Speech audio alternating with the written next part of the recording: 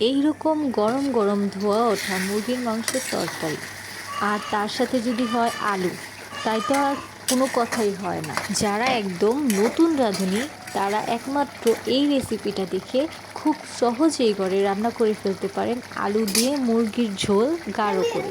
আসসালামু আলাইকুম সবাইকে, ওয়েলকাম টু মাই চ্যানেল মাসুস কেক ওয়ার্ল্ড।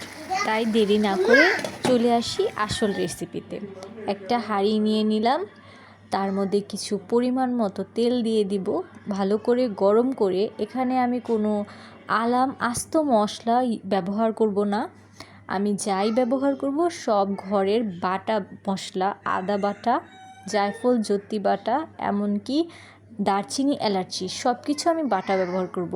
এখানে আমি কিছু হাফ কাপ পরিমাণ পেঁয়াজ কুচি দিয়ে নিচ্ছি এবং তেলটা ভালো করে গরম করে পেঁয়াজ কুচিটা ভালো করে ভাজা ভাজা করে নেব।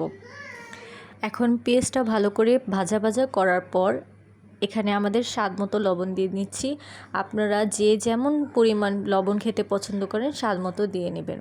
পেঁয়াজটা ভালো করে ভাজা ভাজা করে যেমন নরম হয়ে আসে, পেঁয়াজগুলো যখন নরম হয়ে আসবে তখন আমরা একে একে আমাদের সবগুলো বাটা মশলাগুলো দিয়ে দিব। এখানে আমি 3 চা চামচ আদা বাটা এবং রসুন বাটা দিয়েছি। আমি আদা এবং রসুন দুটোটা একসাথেই বেটে নিয়েছিলাম এবং ভালো করে তেলের মধ্যে আদা রসুন বাটাটা কষিয়ে নিতে হবে, যেমন কাঁচা গন্ধটা যেমন না আসে। আপনারা দেখতে পাচ্ছেন এখানে আমি তাড়াহুড়ো না করে খুব আস্তে ধীরে তেলের মধ্যে আদা এবং রসুন বাটাটা ভালো করে কষিয়ে নিচ্ছি। এখন আমরা দিয়ে দিব 1 চা চামচের মতো গরম মশলা। এখানে আমি দারচিনি এবং এলাচি ভালো করে বেটে নিয়েছি। এখানে কোনো গুঁড়া মশলা আমি ব্যবহার করব না। তরকারির আসল স্বাদ এবং ঘ্রাণ পাওয়ার জন্য অথেন্টিক ঘরোয়া উপকরণ দিয়ে যে কোনো রাঁধুনি, নতুন রাঁধুনিও পারবে এইভাবে তরকারিটি রান্না করতে, এবং রান্নাটি খেতে হবে অসাধারণ। এখানে 1 চা চামচ জিরা গুঁড়া দিয়ে ভালো করে আবারও কষিয়ে নিচ্ছি, ভাজা ভাজা করে নিচ্ছি, যেমন কাঁচা মশলার গন্ধটা না থাকে।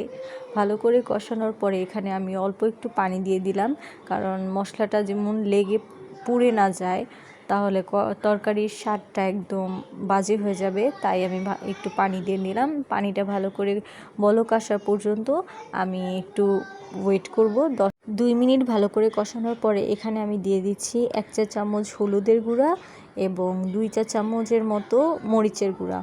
ভালো করে মরিচের গুঁড়া এবং হলুদের গুঁড়া দিয়ে ভালো করে নেড়ে চেড়ে কষিয়ে নিতে হবে, কারণ এই পর্যায়ে মশলাটা পুড়ে যেতে পারে। আমি চুলার আঁচটা একটু মিডিয়াম করে দিয়েছি, যাতে আমার মশলাটা পুড়ে না যায়, তাহলে তরকারির স্বাদ নষ্ট হয়ে যাবে। আমার মশলাটা কষানো একদম হয়ে গেছে, আপনারা দেখতেই পাচ্ছেন যে উপরে তেল ভেসে আসছে।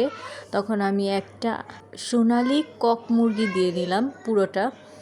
এখন ভালো করে মুরগিটার সাথে মশলা মাখিয়ে নেব এবং কিছু কাঁচামরিচ মাঝখান দিয়ে ভেঙে দিয়েছি, যাতে কাঁচামরিচের ঝাল আসে এবং তরকারির স্বাদ আরও দ্বিগুণ হয়ে যায়। ভালো করে মশলাগুলোর সাথে মাংসটা মাখিয়ে এখন আমি ঢাকনা দিয়ে কিছুক্ষণ জাল করে নেব। এই ঢাকা অবস্থায় মাংসটার ভিতর থেকে যে পানিটা বের হবে তাতে মুরগিটা অর্ধেক % সিদ্ধ হয়ে যাবে। এখন আমি এখানে 2 চা চামচের মতো টক দই দিয়ে দিয়েছি।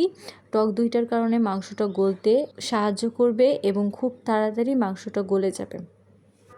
ভালো করে টক দইটা পুরোটা তরকারির সাথে মিশিয়ে নেড়ে চেড়ে আমি আবার কিছুক্ষণের জন্য ঢাকা দিয়ে রান্না করব, যাতে মাংসটা খেতে অনেক মজা হয় এবং সফট হয়ে যায়। ঢাকনাটা উঠিয়ে আমি কিছুক্ষণ নেড়ে দিয়ে এখন আমি দিয়ে দিব 3 থেকে 3.5 চামচ বাদাম বাটা। আপনারা যে কোনো বাদাম ব্যবহার করতে পারেন, কিন্তু আমি এখানে ব্যবহার করেছি চীনা বাদাম এবং কাঠবাদাম। ভালো করে ধুয়ে পরিষ্কার করে বেটে নিয়েছিলাম, সেই বাটা 3.5 চামচ মুরগির তরকারির মধ্যে দিয়ে দিলাম।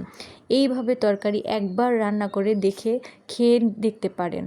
এই রকম স্বাদের তরকারি যারা রান্না করতে নাও পারে তারাও অসাধারণভাবে তরকারিটা রান্না করতে পারবে এবং সবাই খেয়ে বলবে তরকারিটা অনেক মজা হয়েছে। তো এই যে ঢাকনাটা উঠিয়ে আবারও নেড়ে চেড়ে দিলাম, কারণ বাদাম বাটা দেওয়ার পরে তরকারি নিচে দিয়ে লেগে যাওয়ার সম্ভাবনা থাকে, তাই বারে বারে নেড়ে চেড়ে দিতে হবে, যেমন নিচের মশলাটা পুড়ে না যায়, স্বাদটা যেন নষ্ট না হয়। এই যে দেখুন, ঢাকনাটা ওঠানোর পরে রান্নাঘরে টিকা যাচ্ছিল না। তরকারির কালার ও ঘ্রাণ মানে দেখতে মাশাল্লাহ লোভনীয় ছিল। আর এইভাবে রান্না করলে মানে জিভে জল চলে আসবে। তো এই পর্যায়ে আমি কিছুটা আলু মাংসর পিস করে কেটে নিয়েছিলাম। আলু দিয়ে ভালো করে নেড়ে চেড়ে আলুটাও এখন ভালো করে কষিয়ে নিব। কষিয়ে ঢাকনা দিয়ে অনেকক্ষণ আলুটা দমে বসিয়ে রাখবো। তারপরে এই পর্যায়ে আমরা আমাদের স্বাদ মতো আবারও একটু লবণ দিয়ে দিব, কারণ আমরা প্রথমে যে লবণটা দিয়েছি আলু দেওয়ার কারণে সেই লবণটা খুব কম লাগবে। আমাদের স্বাদ মতো লবণ দেওয়ার পরে অনেকক্ষণ জাল দেওয়ার পরে আমি এখানে পানি দিয়ে দিয়েছিলাম ঝোলের জন্য। আমি একটা আঠালো আঠালো ঝোল চাচ্ছিলাম, বেশি পাতলাও না এবং বেশি ঘনও না, আঠালো আঠালো ঝোল, যাতে সাদা ভাতের সাথে খেতে অসাধারণ লাগে। তো বন্ধুরা, আজকে এ পর্যন্তই। যদি আপনাদের কাছে আমার এই ভিডিওটা ভালো লেগে থাকে তাহলে অবশ্যই লাইক কমেন্ট দিয়ে পাশে থাকবেন এবং সাবস্ক্রাইব করে বেল বাটনে ক্লিক করে দেবেন। আজ আমি রান্না করতে করতেই চলে যাচ্ছি। আগামীতে নতুন একটি ভিডিও নিয়ে আবারও হাজির হয়ে যাব আপনাদের মাঝে।